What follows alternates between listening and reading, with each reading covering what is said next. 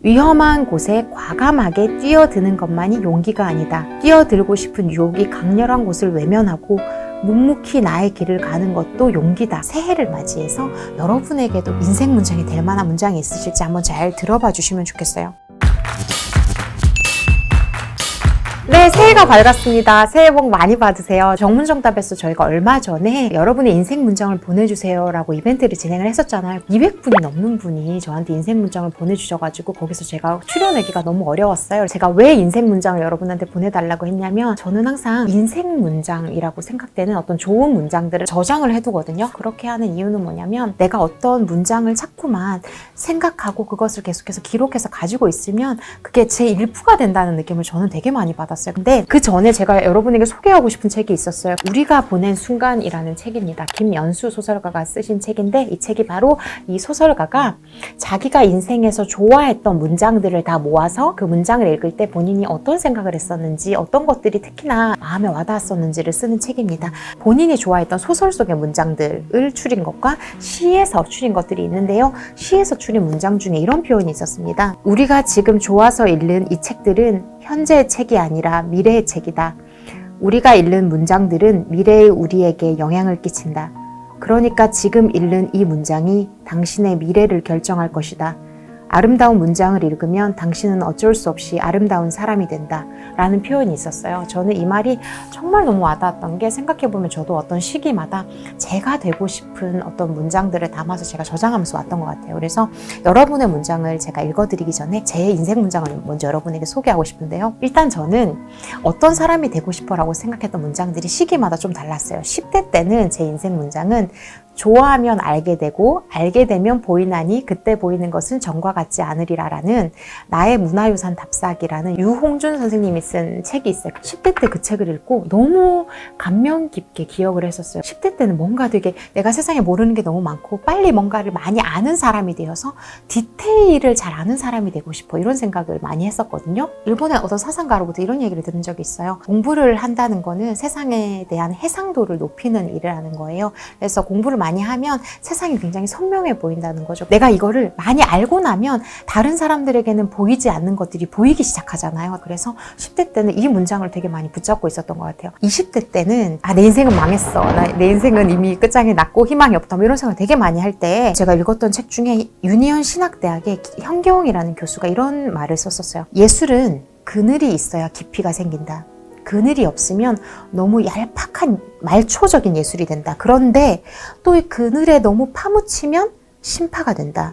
그러니까 진짜 예술은 그늘을 가지고 있으면서 그 그늘을 감싸 안으면서 그늘을 초월하는 힘이 있다. 그러니까 우리가 청승을 부리지 않는다면, 우리가 뛰어넘을 수 있다면 우리의 슬픔, 분노, 한이 다 우리의 힘이 될 수 있는 거야 라는 말씀을 하셨는데, 너무 괴로워, 너무 힘들어 라는 생각이 들 때마다 이것을 내가 뛰어넘을 수 있으면, 이걸 내가 감싸 안을 수 있으면 사람들에게 더 많이 무언가를 줄 수 있는 글을 쓸 수 있겠지, 이런 생각을 많이 했던 것 같아요. 30대가 되어서 제가 가지고 있는 인생 문장은 뭐냐면, 또 안토니오 그람시가 한 말 중에 이성으로 비관하되 의지로서 낙관하라 라는 말이 있어요. 저는 그 말을 정말 좋아해서 이번에 새 책에도 그 표현을 썼거든요.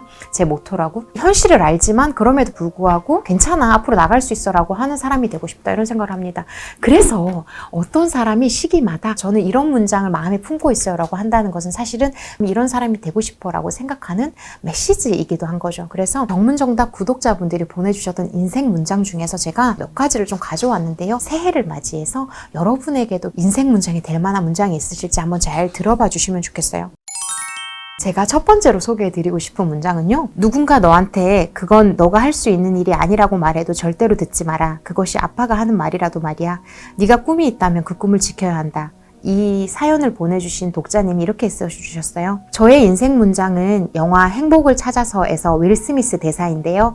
이 대사는 영화를 볼 때는 감동적이네 하고 넘어갔지만 아주 오랜 시간이 지나고서 다시 제 머리에 각인이 되었었어요. 20대가 되어서 취업을 준비하면서 저에게 힘이 되었던 문장이거든요. 사실 저는 암 환자이기도 해요. 동시에 20대 취준생입니다.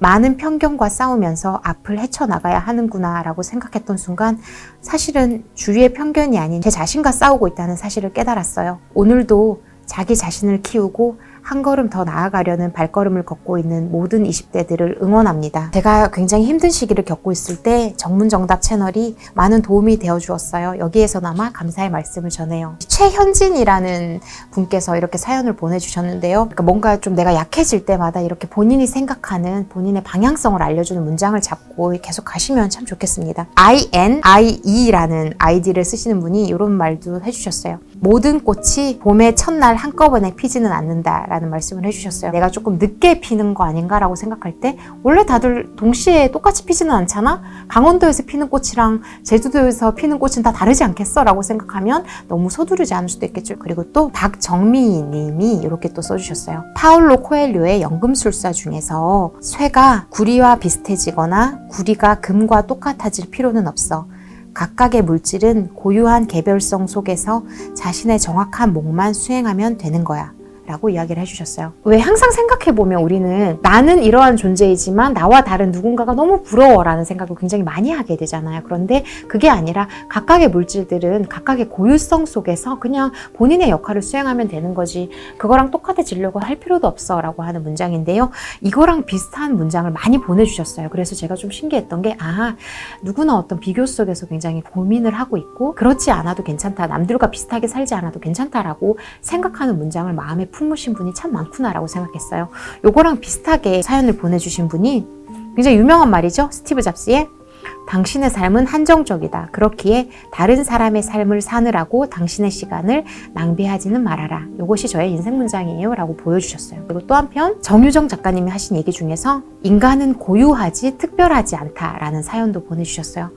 내가 너무 특별해야 돼. 난 특별해야만 해. 라고 생각하면 너무 괴로움이 커지는데 아니야 그냥 나는 나로서 고유할 뿐이야 라고 생각하는 게 굉장히 마음에 도움이 많이 됐어요. 위안을 많이 얻었어요 라고 생각해 주시는 분들이 참 많았어요. 소개해 드리고 싶었던 문장 중에서 이런 것들이 있었어요. 변화는 중립적이어서 좋은 것도 나쁜 것도 없습니다.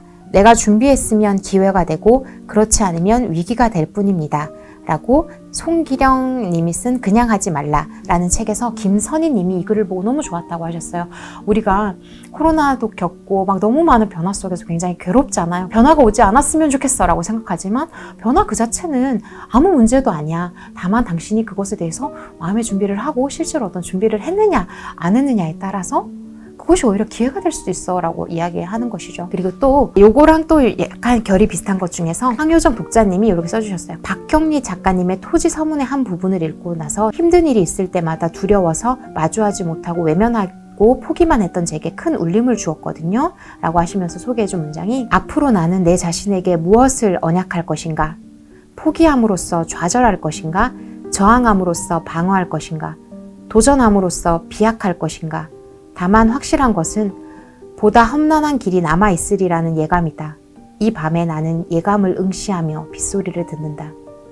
아까 앞에서 변화 그 자체는 나쁜 것도 좋은 것도 없지만 내가 어떻게 하느냐에 따라서 기회가 될 수도 있고 위기가 될 수 있다고 했잖아요. 토지 서문의 한 부분도 내가 포기함으로써 좌절을 할 수도 있고 저항함으로써 방어할 수도 있고 도전함으로써 비약을 할 수도 있는데 이 중에서 내가 무엇을 택할 것인가 내가 가만히 한번 곱씹어 본다. 그리고 한편 이것들을 고민해 보면서 내가 어떻게 나아갈지를 한번 생각해 본다라고 하는 또 이런 씩씩한 마음들을 담고 싶다라고 이야기를 해주셨어요. 정말 새해에 어울리는 문장들이죠. 제가 굉장히 공감했던 또 하나의 또 문장이 있었어요. 성혜 님이 보내주신 건데 드라마 미생에서 이 표현을 보시고 너무 좋았대요. 위험한 곳에 과감하게 뛰어드는 것만이 용기가 아니다. 뛰어들고 싶은 유혹이 강렬한 곳을 외면하고 묵묵히 나의 길을 가는 것도 용기다 라고 하셨어요. 이 문장이 저도 굉장히 많은 사람들에게 읽어주고 싶다라고 생각을 했던 게 최근 한 2년 정도 동안 부동산이라든지 주식이라든지 어떤 새로운 자본을 벌어들이는 일에 빨리 뛰어들지 않으면 막 바보가 될 것 같고 막 되게 성급해지는 마음이 있었잖아요. 근데 그걸 하는 사람만 굉장히 용기 있는 사람이야 라고 이야기를 했지만 어쩌면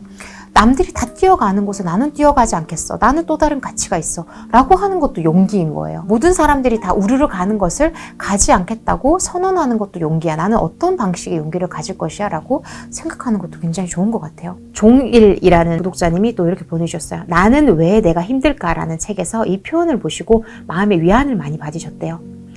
겨울을 날 식량을 충분히 모으지 못해서 배고픈 다람쥐의 경우 배는 고프겠지만 나는 왜 이렇게 무능할까? 나는 너무 게으른 게 탈이야 라는 생각을 하지 않는다. 오직 사람만이 자신의 이상과 실제 제 자신이 동일하다고 착각하면서 살다가 그 이상에 조금이라도 금이 가면 낙담하고 자신을 괴롭힌다.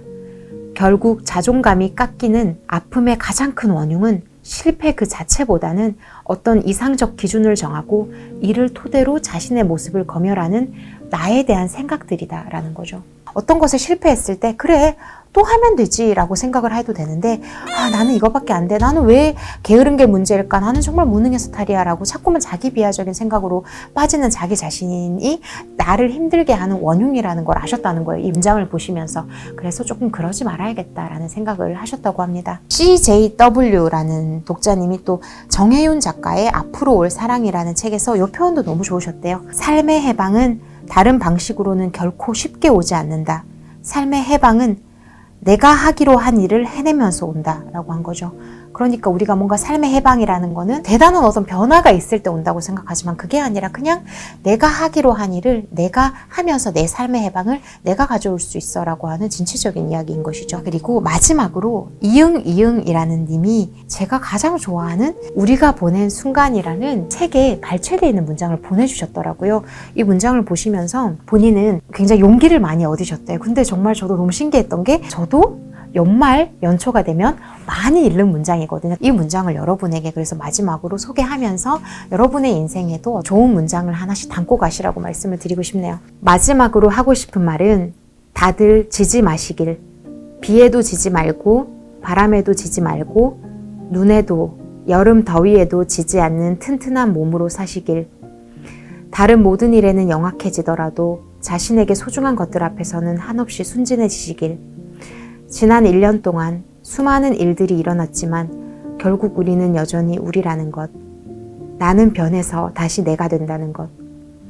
비에도 지지 말고 바람에도 지지 말자는 말은 결국 그런 뜻이라는 것. 우리는 변하고 변해서 끝내 다시 우리가 되리라는 것. 12월 31일 밤 차가운 바람을 온몸으로 맞고 선 겨울나무가 새해 아침 온전한 겨울나무의 몸으로 다시 태어나는 것처럼 다들 힘내세요. 다들 비에도 지지 말고 바람에도 지지 마시고 소중한 문장들을 마음에 품고 가시면서 김현수 이 소설가 그랬잖아요. 아름다운 문장을 품고 있으면 우리는 어쩔 수 없이 아름다운 사람이 된다. 아름다운 문장을 다들 마음에 하나씩 품으시고 새해 복 많이 받으시고 또 짓는 새해 맞이하시면 좋겠습니다. 해피 뉴 이어!